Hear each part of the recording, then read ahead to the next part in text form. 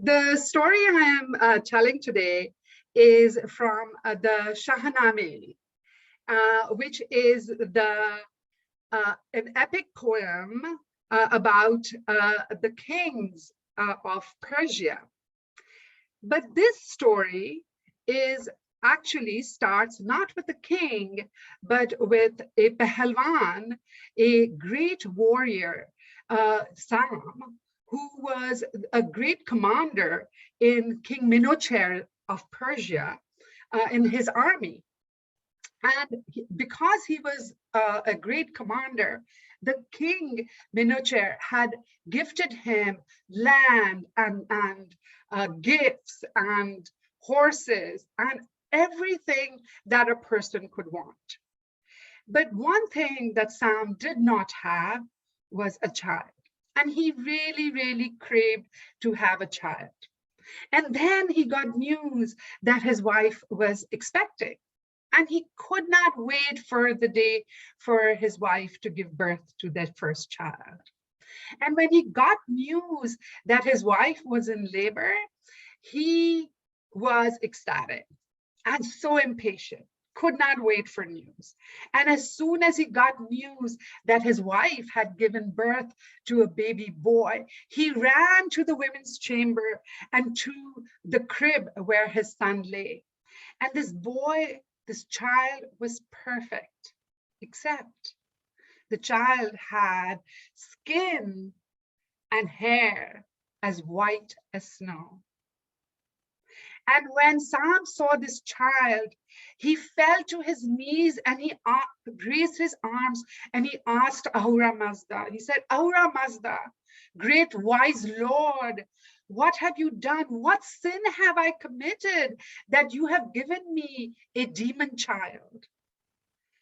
I have done everything. I'm well known all over Persia. I'm this great commander.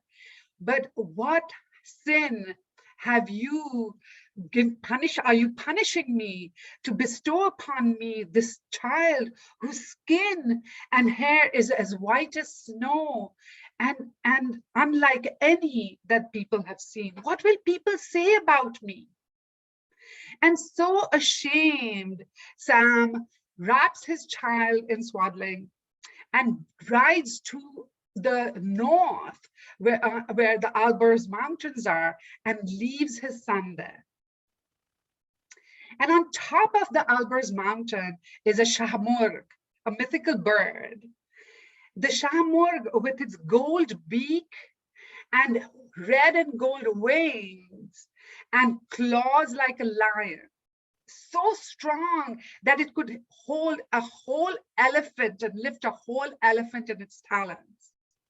Here's this very strange sound and flies all the way down to see where the sound is coming from. And she sees this little boy, perfect child, except for skin and hair as white as snow. And hearing the child cry, the Shahmurg lifts the child in its wings and holds it close to her breast and takes the boy up to its nest and raises the boy like her own. Many years pass, like years usually do. And one day Sam has a dream. And he dreams of all these different animals playing with their child, with their children. And he's very confused, and he wakes up in the morning and he calls his mabaids, the wise men in his court. And he asks them, what does this dream mean? I saw all these different animals with all their children. I am confused. What does this mean? And the mabaids, the wise men, tell him that, you know, even animals love their children no matter what. And you had a perfect, beautiful son and you abandoned him. And Sam is so mortified and he feels so bad that he rides back to the Alborz mountains looking for his son. And there he sees this young boy with flowing white hair and skin as white as snow, and his chest is as strong as a boulder. And he goes up to the boy and he says, son, please forgive me. I am your father. And the boy says, I don't know you. Who are you? I was raised and I only know is my mother, the Shahmurg. And hearing her name, the Shahmurg flies down and sees Sam and this young boy having a conversation. And Sam tells him again and begs him for forgiveness and says, please forgive me, my son. And the boy says, no, I don't know you. But then the Shahmurg explains and says, yes, this is your father. You are of the people. You cannot live here anymore. You must return to your people. But Zal is still hesitant. The young boy is still hesitant. And Sam says, please come back with me. I will do anything. I will never, ever abandon you or refuse you anything. I promise. I will never refuse you anything. And finally, with the encouragement of the Shahmurg, the young boy returns to Persia, to Sinokert, where Sam lives, to their house. And there Sam names him Zal, which means old man. And Zal then is brought tutors and he learns archery and sword fighting and wrestling, and he learns philosophy and math and science. And he becomes not only very strong, but also very wise. And being a great commander, one day Sam is called by King Minochair to go into battle and go fight with the neighboring countries. And when Sam is gone, Zal starts getting bored and he decides to travel to the other provinces and travel the kingdom. And he brings with him some noblemen and some other soldiers. And they travel all around Persia till they come to the north, to the border to the border of Kabulistan, which is now known as Afghanistan. And there, Zal and his noblemen camp in tents. Now, across in Kabulistan is King Miraj. And he is the descendant of the serpent demon king, King Zohak. Now, King Zohak had ruled over Persia for 1,000 years. And being a demon king, he had tormented the people of Persia for 1,000 years and was not very popular among the Persians. So when the king of Kabulistan hears that the son of Sam, the great warrior, is at the border, his wise men advise him that you must bring him gifts and see why he is visiting here. So bringing some gifts, the king goes to the camp where Zal is staying with his noble and his other soldiers who are camped there. And Zal invites the king in and they have a feast and they have a conversation. And Zal tells him not to worry, that he's just visiting the kingdom and the different provinces. That after a night of feasting, the king leaves and Zal says to his nobleman, wow, even though he is the descendant of the serpent demon King Zohak, he seems to be a really kind, generous man. And he is quite a handsome man, isn't he? And the nobleman says, if you think he is handsome, you should see his daughter Rodabeh. She is as slender as the cypress, and her hair is black and dark as the raven's feathers. And her face shines like the moon with almond-shaped eyes, and her mouth is like the pomegranate bud. Hearing her description, Zal is smitten and his heart just longs for her. But he knows that there can be no alliance between them because she is the descendant of King Zohak, the demon serpent king. But he still longs for her. The next day, the king of Kabulistan goes to visit his queen, Sindokat, and his daughter, Rodabeh, in the women's chambers.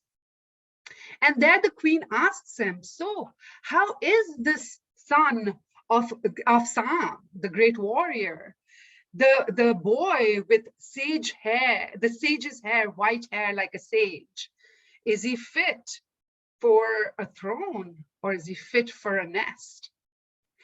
And the king says, his heart is like the heart of a lion. He is as strong as an elephant. And he is so wise that his hair, his white hair, only brings glow to his whole being. And when Rodabeh hears this description of Zal, she's smitten and her heart fills with longing.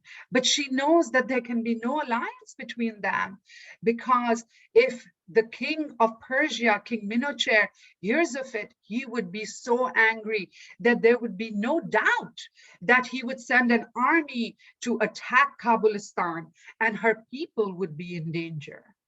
But she can't help it. She's smitten by this description of this young man and her heart longs for him. And she cannot eat, she cannot sleep, and her maidens in waiting cannot understand. They're like, how could you be smitten by a man whose hair is as white as snow, like an old man's, and he was raised by a bird?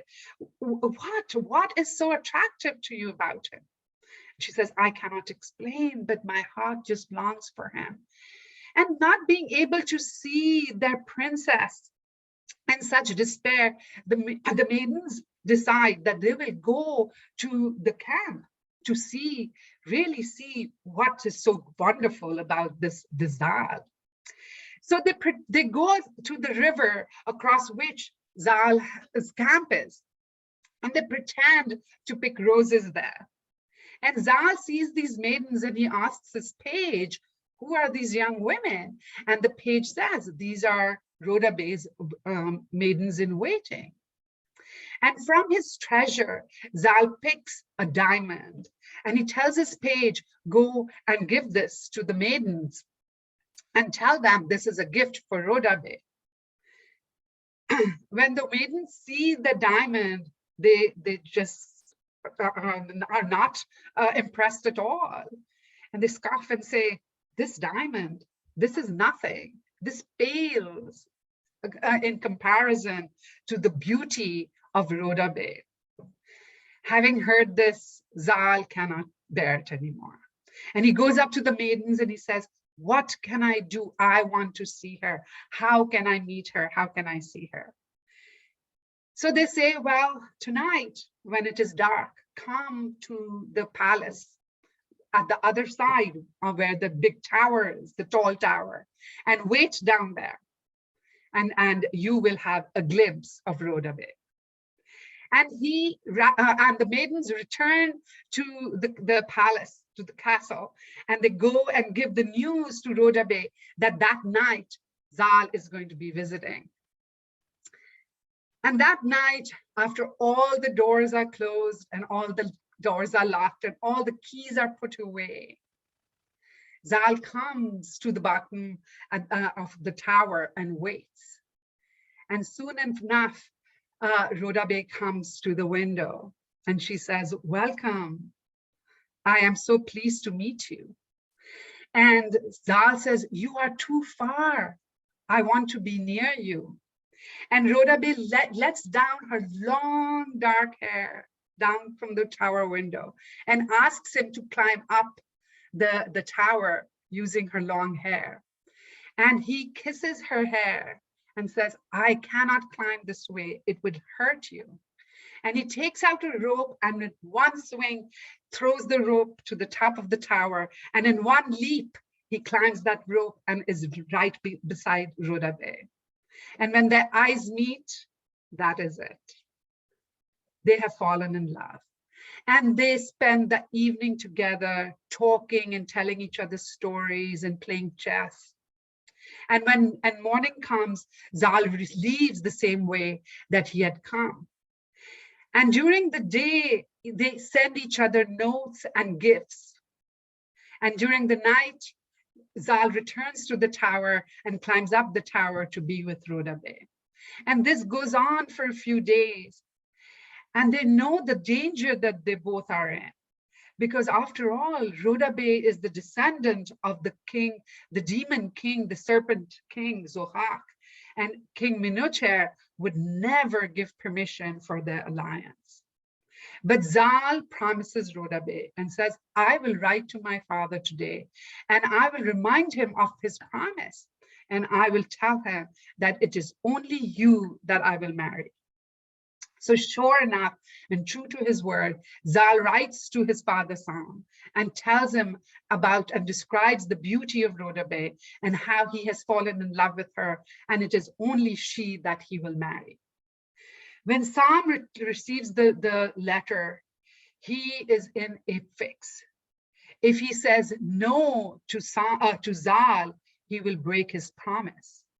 But if he says yes to Zal, there is no doubt King Minucher will be furious. But he decides that it is his promise to his son that he will keep. So he goes to the court of Minucher, King Minucher, to ask for permission, but King Minucher has already, through rumors, heard about the love between Zal and Rodabeh and is furious. And before Sam can even say anything or ask for permission, he commands Sam to gather his army and go north to Kabbalistan and attack Kabbalistan. Sam has no choice. And he takes his army and he goes all the way up to the border of Kabbalistan, where Zal's camp is. And they camp there and they are ready to attack Kabbalistan. And Zal goes up to his father and reminds him again, and he says, you promised me that you would never refuse me anything. And I am asking you, I am begging you, please, I only will marry Rodabeh. So Sam thinks for a little bit and says, okay, you are right, I did promise. So he writes a letter to King Minucher and explains in the letter, says that I have served you for many years, I have been a loyal servant to you, but now I am growing old, and it is my son. He is strong and he is wise, and he would never ever bring shame to the kingdom of Persia. Give him permission to marry the woman he loves. And he gives this letter to Zal and he tells him to bring it to King Minucher. Now, in the meantime, Rodabeh hears of Zal's travel to the King Minucher's court, and she quickly calls a maid and she gives the maid a ring to bring to Zal for good luck.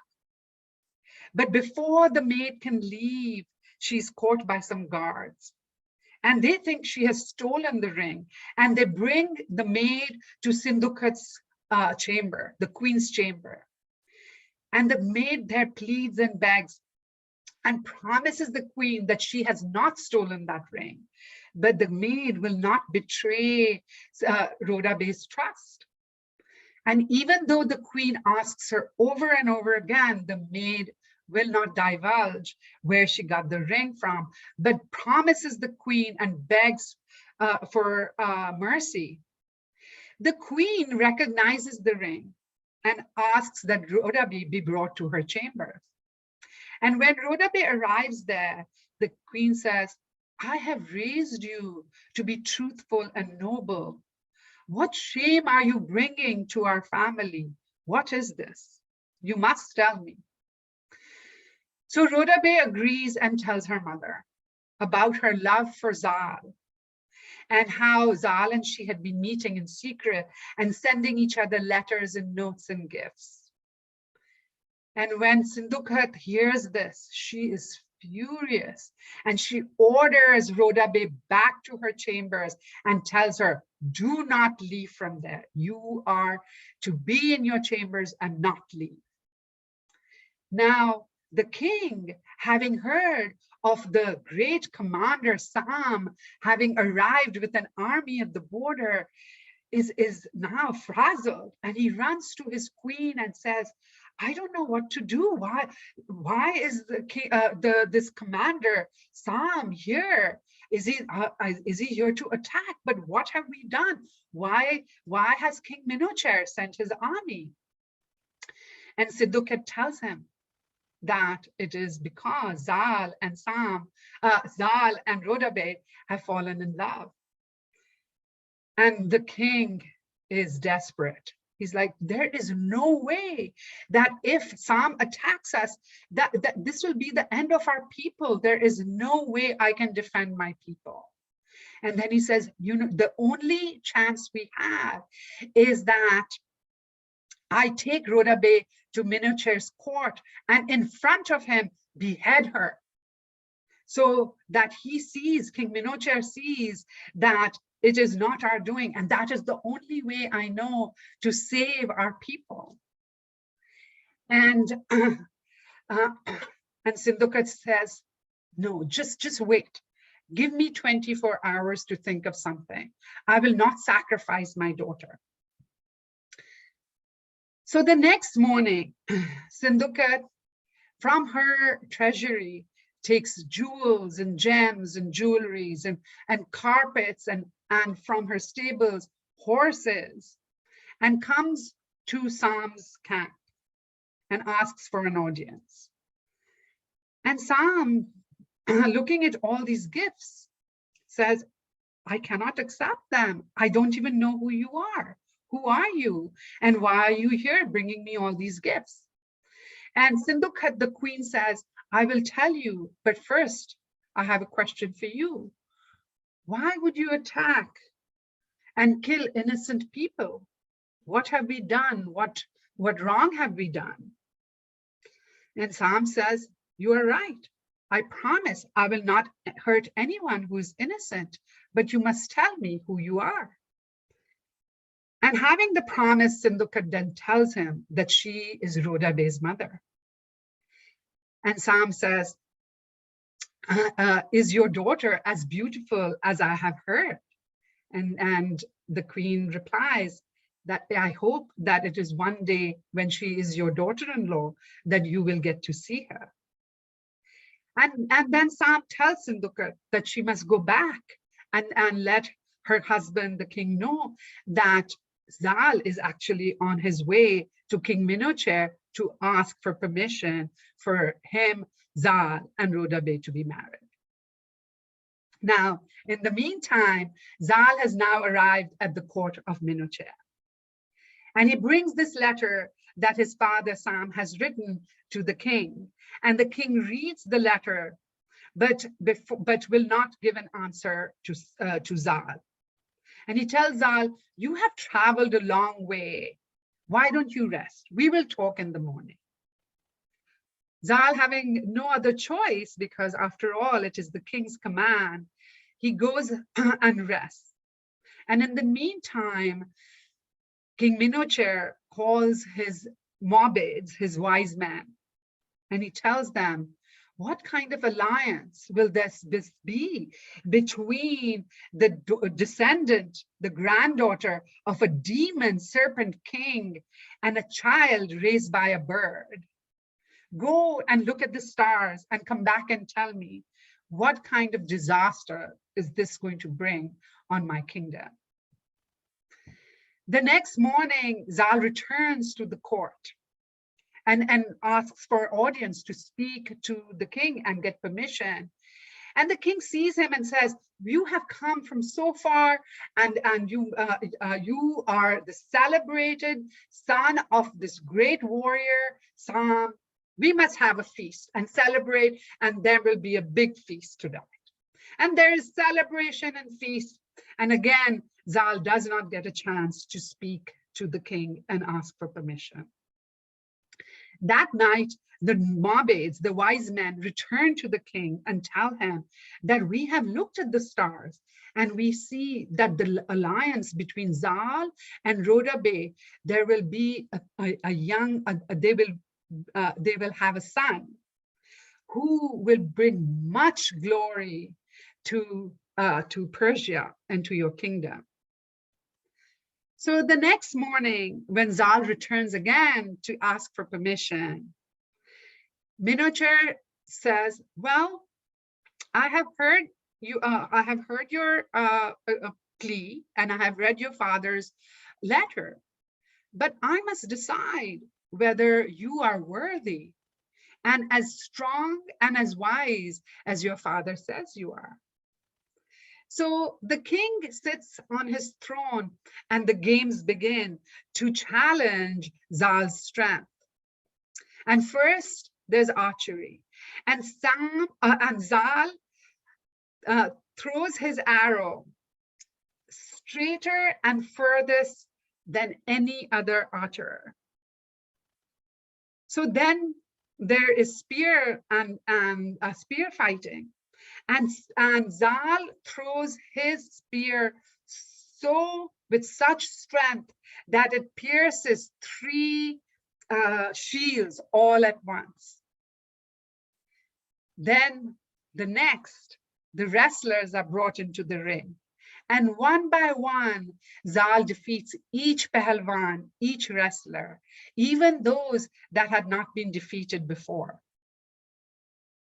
The king is very impressed by Zal's strength, but now it is time to test his wisdom. And the king again calls his mabeds, the wise men, and asks each of them to ask Zal a question.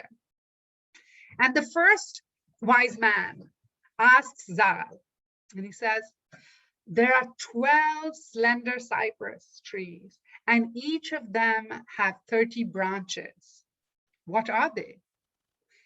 And Zal thinks for a little while, and he says, these are the months in a year, with each branch like the days we live. The next mabed comes up and asks Zal, and he says, there are 2 horses, one black and one white as crystal, and they are fine horses, and they race each other, and as hard as they try, they cannot overcome each other, cannot pass. One cannot pass the other. What is it? And Zal thinks for a while, and he says, this is the day and the night. And the black horse is like the night, and the white horse is like the day. The next mabed comes up, and he asks Zal, and he says, there are 30 horsemen riding around you, but when you look around, there are only 29. But when you count again, they are 30. What are they? And Zal says, they are just like the days in the month. Sometimes there are 30 and sometimes there are 29. The fourth mabed steps up and asks Zal, says, there's a meadow with all different kinds of trees, some old, some new. And a man walks in with a large scythe, and he cuts down regardless of whether the tree is withered or whether it's a bud. What is it? And Zal says, this is our world. The trees, whether old and new, are just like us.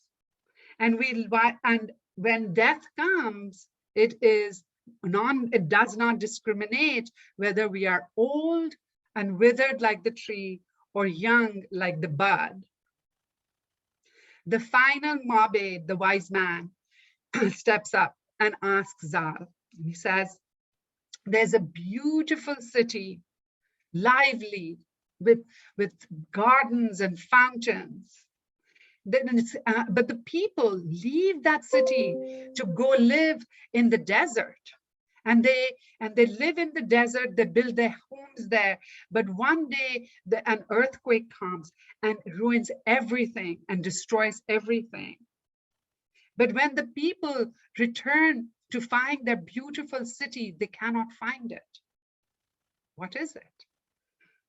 And Zal says, this is the comparison between our eternal world, the beautiful city where we have everything, and our fleeting city, like the desert, that we call home or think is our home.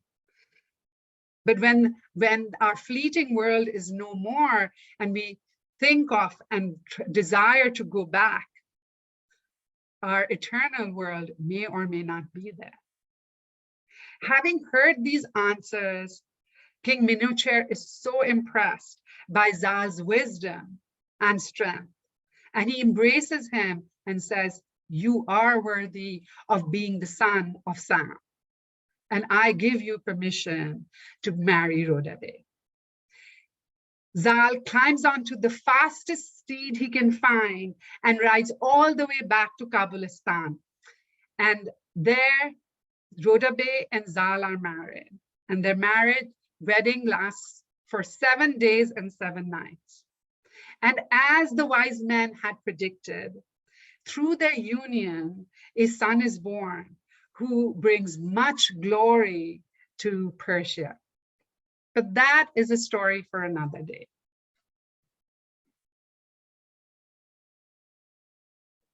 Yay, lovely, yay.